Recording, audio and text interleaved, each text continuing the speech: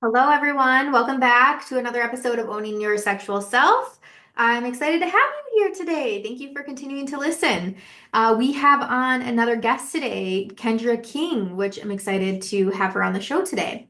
Kendra has specialized in sex and porn addiction, affair recovery, and sex therapy for over 5 years now, and has over 10 years of experience working in mental health and substance abuse field. Kendra is an eclectic therapist who is passionate about her clients becoming healthier versions of themselves and believes that anyone who is willing to put forth the genuine effort to achieve personal growth could transform the narrative of their healing journey. Kendra balances accountability and support while helping her clients navigate their daily struggles, but also encourages them to take back their power to be autonomous rather. And Kendra advocates for the improved quality of therapeutic services from the person-centered approach and feels that her determination to be a change agent on the local/state government level will have a positive impact on legislation in the near future. Ooh, okay. Mic drop for that one. Kendra's in the waiting room, so let's bring her in. We're going to be covering these topics today, so thank you so much for listening. Hope you enjoy. Welcome to the Owning Your Sexual Self podcast, Kendra. Thanks so much for coming on today. You're so welcome. Thank you for having me today. Absolutely. And we get to talk about something that I know a lot of people have questions about, sex and porn addiction, which it sounds like this is a field that you've been working in for quite some time already. Yes, yes. So I've been working in the sex and porn addiction field probably about let's see, this is 2025. I would say 6 years. It's Wow. going on 6 years. So I started in 2019. I started working at a group private practice, and that's how I got introduced into sex and porn addiction, affair recovery, and sex therapy. So I've been doing that ever since I got my certification. It's called betrayal trauma, partner betrayal trauma therapist and partner recovery therapist. Oh, So I have a specialized certification through Dr. Doug Weiss. He's out in Colorado, through the Hope to Hope Counseling Center. And so, yeah, I've just been engaged in this work for a while. yeah. And you've really put a lot of time into it. What drew you to this niche? So, I am an eclectic therapist. I always pride myself on being different, being able to expose myself to different populations that are underserved. I wanted to stand out. I wanted to connect with something not only that was personal for me, but also professionally enlightening. I grew so much as an individual, also as a professional, working specifically within this field because it's the foundation comes from attachment-based therapy as well as emotionally focused therapy. So that I just fell in love with because a lot of the times we as individuals aren't taught how to effectively communicate our emotions a lot of the times within our relationships. And specifically with attachment can be tricky, especially with those familiar relationships, those initial relationships as we are starting to grow up, going through childhood, adolescence, and then turning into adults. We kind of experience challenges in those areas, and we just haven't been well informed on how to navigate that or better understand it. Mhm. Yeah. What are you seeing with your clients? I like the word addiction, I feel like just has this very strong meaning behind it. And myself as a therapist, I struggle with using the word addiction, in terms of sex addiction or porn addiction or things like that, because it does have such a not negative connotation to it. Right, right. But I also, on the other hand, I feel that addiction is so known, right? Just the word addiction. And so it's very easy when partners are reaching out or people themselves that are, battling this, reach out. And it's like we can very easily name it addiction, label it addiction, and then right, get the work started. But I'm Mhm. curious for you, are you seeing with people like, is there a struggle to attach themselves with that word addiction or referring to themselves as addict even?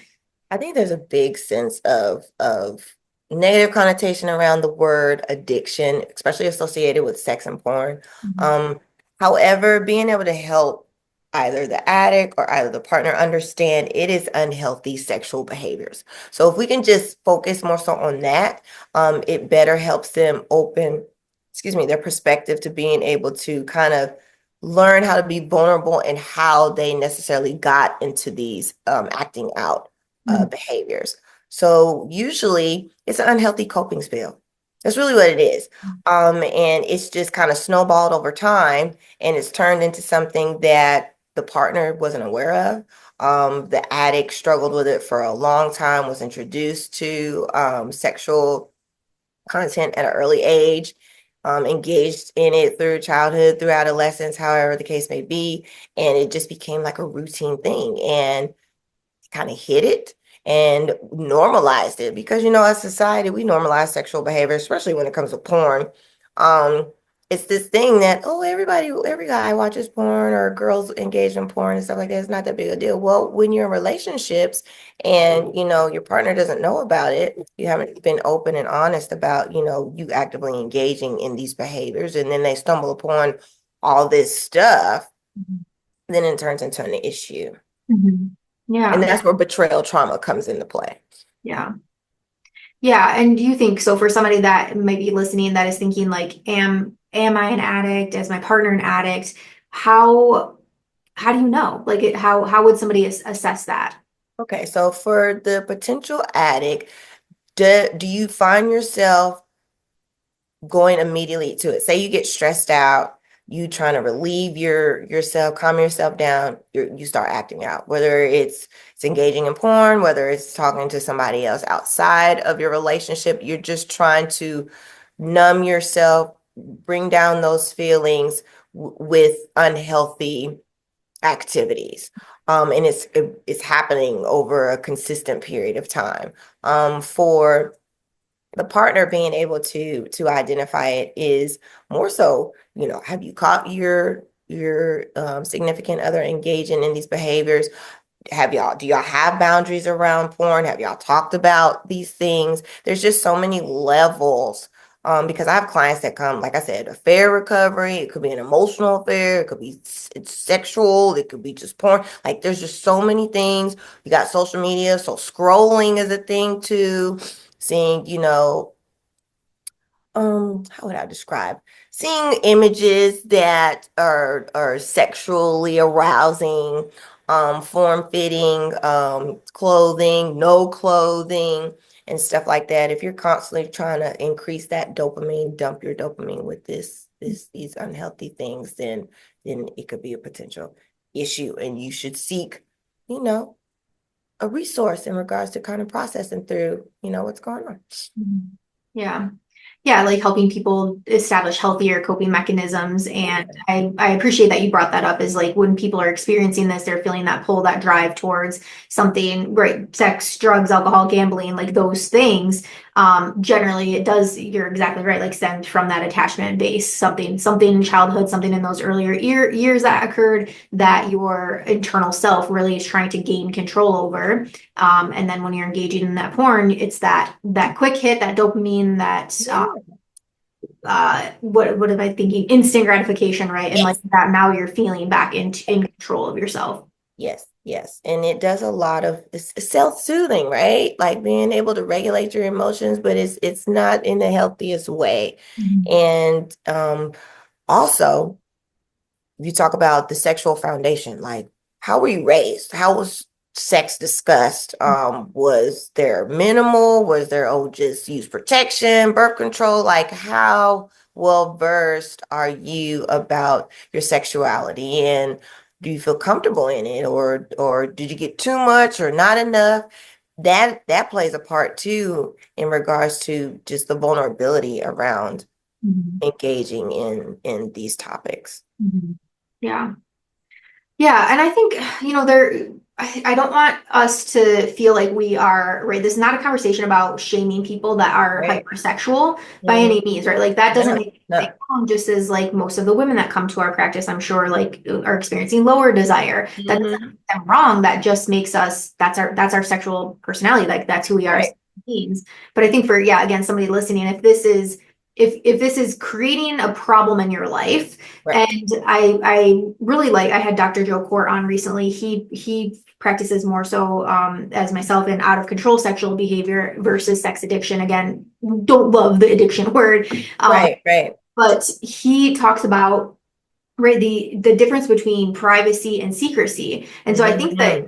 being able to communicate with your partner. And so if I'm my partner and I see, oh, my partner is watching porn or I'm catching them watching porn, Hmm. um I think that also varies in relationships. Like me personally, I'd be like, great, watch porn, right? If like that's helping you, that's what you need, like do that. And if it's not affecting your life, do that. Mhm. But I think it's, for couples to be able to have that conversation. And so Yes. if I'm the partner, why is that pushing a button for me? Like what insecurity is that pushing for me? Why am I upset? Am I comparing myself to these people in the porn? Right, do I feel not loved? Do I feel not seen? Do I feel betrayal, as you were saying? Yes. So Yes. it can really go so many different ways, but would Yes. you agree, like for couples, definitely starting with that conversation and trying to just talk about it? Yeah, I think that's when I get couples and we're talking about when sex comes up and I ask how comfortable they are just discussing sex. Their deer in headlight responses, so it's kind of like, I just need y'all to just talk about it. Just Mhm. what are your likes? What are your dislikes? What are your gray areas? Like you said, I'm glad you said it. There is no shaming on hypersexuality, but Mhm. what the issue becomes primary when we first were doing it in secrecy, and then we're not having a conversation about it. There is a lack of open dialogue to where I can understand as a partner and don't internalize it as something that's wrong with me, because I get that too. A Mhm. lot of partners internalize, well, I'm not sexual enough for him. They have, what do you call it? The Madonna complex situation. My partner can engage with me in the things that he likes to watch on porn or he likes sexually. I'm not enough. There's just so many Mhm. just negative self-perceptions when there isn't a conversation had. And I tell my clients all the time, I had this conversation yesterday. As long as you're not sexually hurting yourself or others, we're in an okay space. So, like you referencing and emphasizing again, we are not here to bash hypersexuality. I want you to be sexual to where you feel that your needs are being met, but I don't want you to hurt yourself or anybody else sexually. Mhm. That's where we gotta address some things. Mhm. Yeah. And hurt yourself, meaning not just in the sense of physically, that can Right, be emotionally, psychologically, all. right, right. Yeah. Yeah. Yeah. So, and again, I'm trying to take a naive approach here so that listeners are getting Oh, yeah. information. Go as slow as you want to. So when I think of like drug and alcohol therapy, right, I think of a 12-step program. Is that the same thing? Is that the same model that you're working with clients under? Okay, so when Mhm. it comes to, because both individuals need to be in therapy, that's number one. You Mhm. both need to be in individual therapy. Both of us need to be in group therapy as well. And that is a challenge.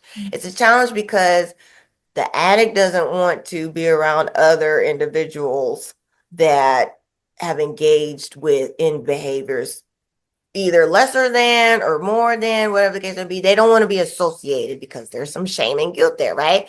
And I don't want, no, I can do this on my own. That's usually the stance. It's like, no, we're just working on a relationship. I'll agree to just doing individual work. But group therapy is such a benefit because I call it like a secret club because this field is very like hush hush and nobody really wants to talk about it. And when it comes to partners and addicts, they don't want to be around other people. Like it's very like taboo. Mhm. So, but once they're exposed, it's just like, oh my gosh, there are people out here like me going through the same thing. And it creates this sense of support because you can't talk to your family because they're just, they can go left or they can go right. Your friends, same situation. So it's like being able to connect with individuals who have experienced similar things is very important. Also, having an accountability partner specifically for the addict, whether it's a sponsor, whether it's somebody that they trust who whether is in group or not in group, just somebody that they can be held accountable with. And then also working on the coupleship, right? And understanding that this takes time. She or he will not be over this in 6 months. This is a working progress. As long as y'all stay together, things are going to come up, triggers are going to happen. It's just being able, I use the example of let's quiet that voice back there, that voice of insecurity, that voice of what if they're doing something, or what if she'll never trust me again, or what if she'll blame me for whatever the case may be. any negative thoughts, any maladaptive thoughts to the process of healing through this, working through this is really something that you want to address. I also tell my clients too, the reality of the situation is whether you stay in the relationship or not, you still got to work through this because when you step out of it, you're going to assume that your next partner may have it too. The shoe's going to drop at some point, and you got to be hyper vigilant and on guard just in case. Well, that's not a life to live, especially if you want to have fulfilling, intimate relationships. So, really diving deep, really addressing, like you said, those insecurities, those attachment styles, being able to get to the nitty gritty, the roots of the issue, because there's a root somewhere.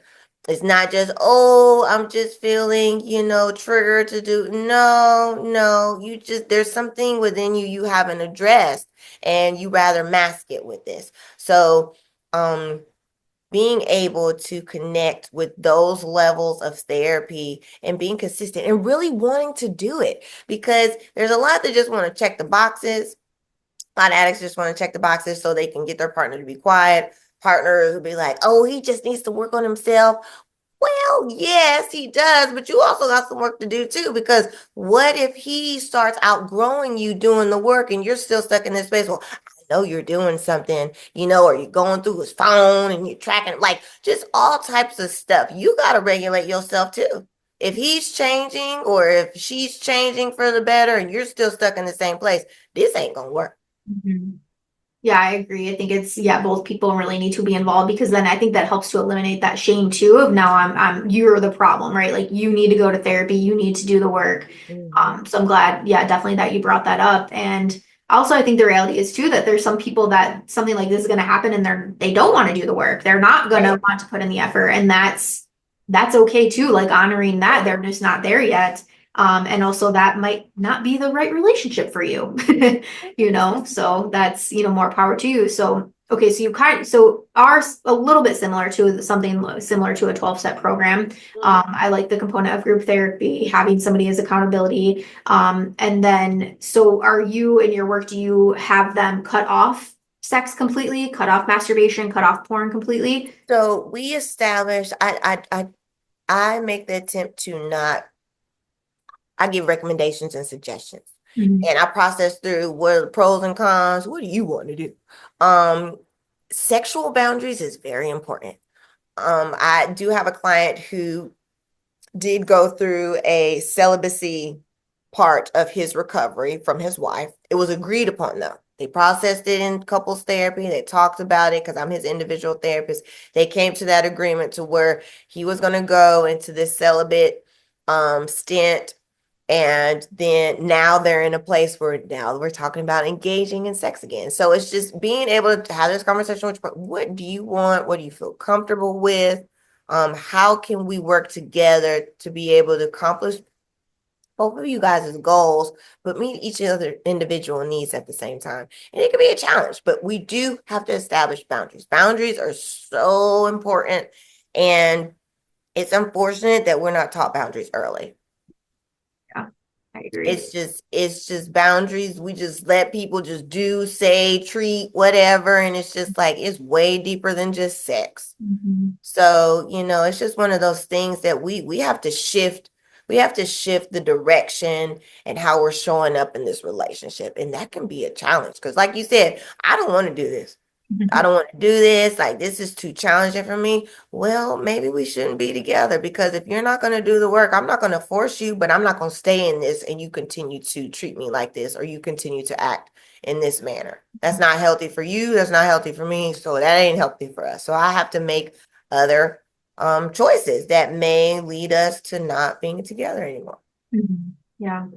And I think this is also a great time to say, like, where relationships are such a great teacher for ourselves. Right? Your Mm-hmm. partner, who you're in partnership with, is such a great mirror and reflection of, again, those challenges that are stirring up for you. And it is constant work. We know, right? Both therapists, Yeah. relationships are constant work. It's always going to be something. Mm-hmm.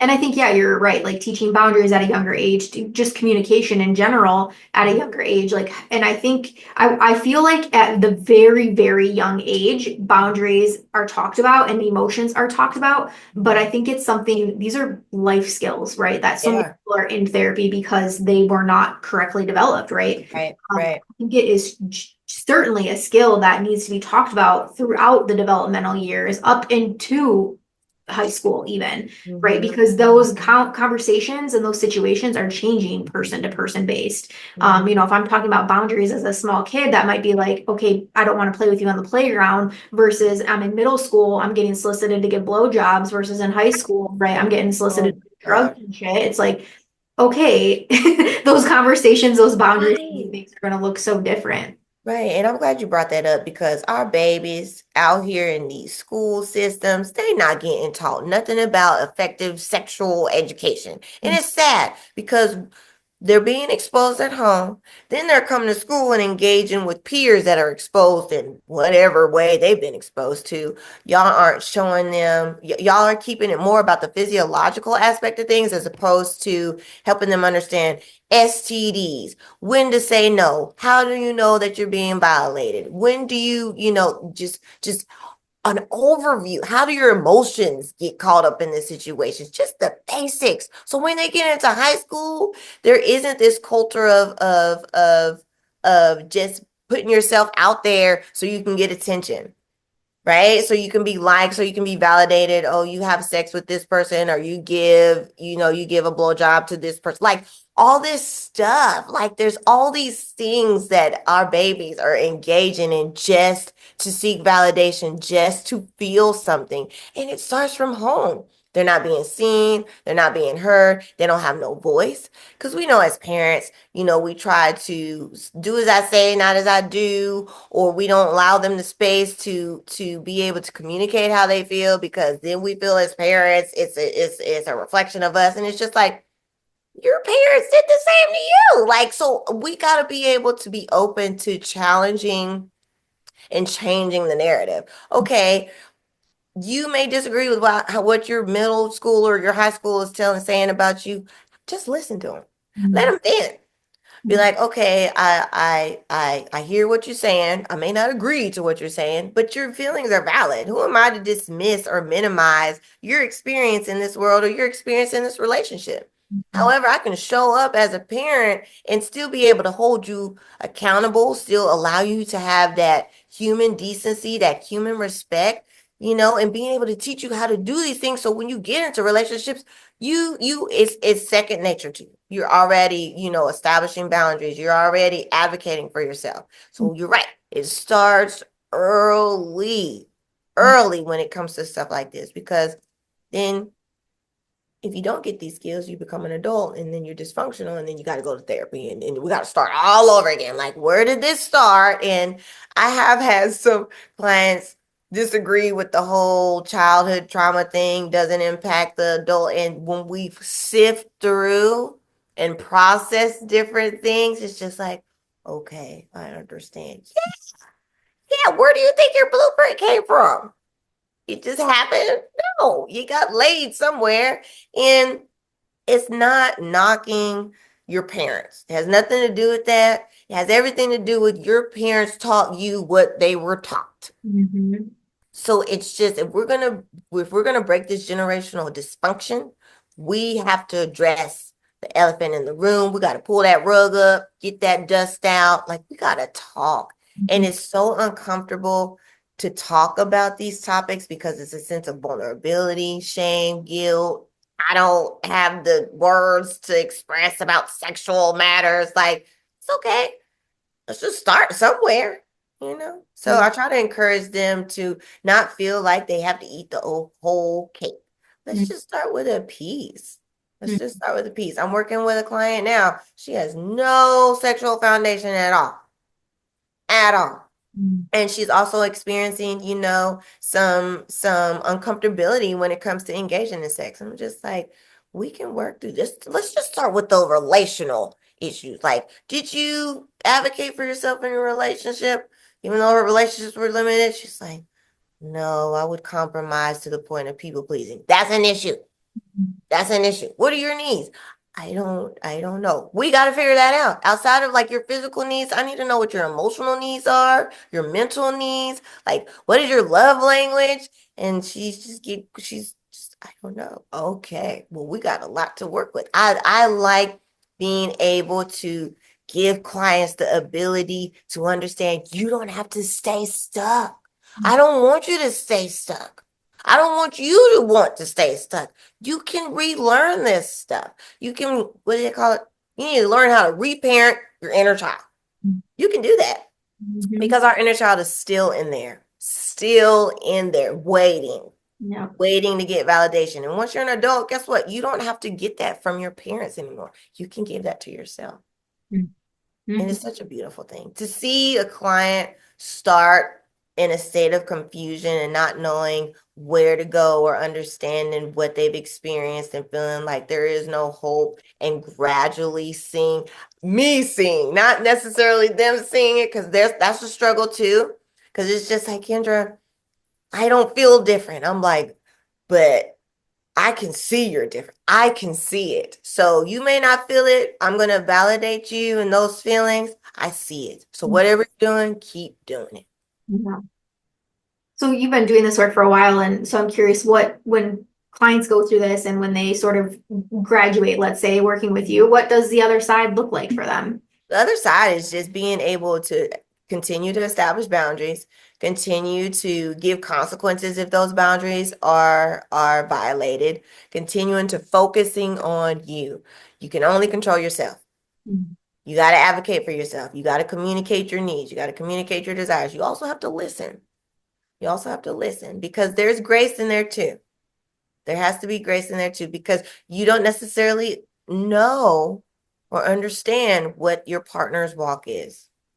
Either one, emotionally, sexual, like you don't know. So there is a space for you to engage in a sense of humility. It doesn't mean you just condone their behaviors or anything like that, but you're able to sit in this emotional space with them and make sure they feel seen and heard.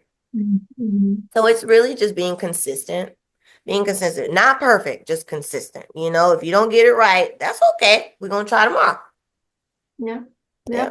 So giving yourself grace. Mm-hmm. Yeah, Hmm. and I think it's so important, right, to have compassion, have curiosity, like truly just trying to understand Yeah. yourself, your partner, and I the trend right now is like we listen and we don't judge. Great. Like I know that's like trending right now on social media, but like yeah, listen and don't judge. Like Yeah. just understand, just validate, not defend, not shut down, not get angry, right? Like you're of course you're gonna have your emotional experience, but can you rein it in? Can you You regulate bring and in, not feel like yes. you're taking it out and shaming the other person? Yeah, yeah, that's a big thing. You experiencing a trigger from somebody expressing their experience, but you sitting in it and regulating it and still being present for them. That Mhm. is so challenging because it's just like you're just trying to like attack and defend. It's just like, nope, that is not what you're here for. It's not what you're here for. Let this person get it out. You don't know how long they may have been holding this. You know how much of a struggle it's been to even want to present this stuff to you, what they had to go through to get the courage to actually talk about it. Like, just sit there. Just sit there. You may not agree, but just hold the space. Mhm. Hold the space. Yeah. So judgment is a big thing, you know what I'm saying? Because a lot of times we don't understand because we haven't experienced it. But that doesn't mean you judge somebody else's experience. Like you just, like you said, sit there to understand what they have going on. And as hard as that may be to do, it's still human decency and respect. Give them that. Let's do the bare minimum human responsibilities to one another. Mm. Love Yeah. that. Love Yeah. that. Well, Yeah. thank you. Do you have, as we're kind of wrapping up here, do you have resources like other podcasts, books, anything like that that you would point people into? So to be honest with you, you can just go to my website, thehealinghearttherapycenter.com. You can reach out to me, Kendra, at thehealinghearttherapycenter.com as well. You can go to Meet My Therapist. I have podcasts episodes on there. They're constantly being updated, more being added. So, you can reach out to me. The number's on there. You can call me. Yeah, just go to my website, thehealinghearttherapycenter.com, and you'll find everything that you need. Thank you. And you mentioned, I know before we were recording, you're in North Carolina based, but do I you am in North Carolina based. or just North Carolina? Just North Carolina, but just reach out. If you got a question or you need a resource or you just want to just vent for a second, just reach out. Hit me up. I'm more than willing to help you navigate this challenging topic. But it's you need somebody to talk to. Somebody got to do it. So yeah. Yeah, thank you so much for coming on the show. I You're appreciate welcome, Rachel. Thank you for having me again. This is awesome. it.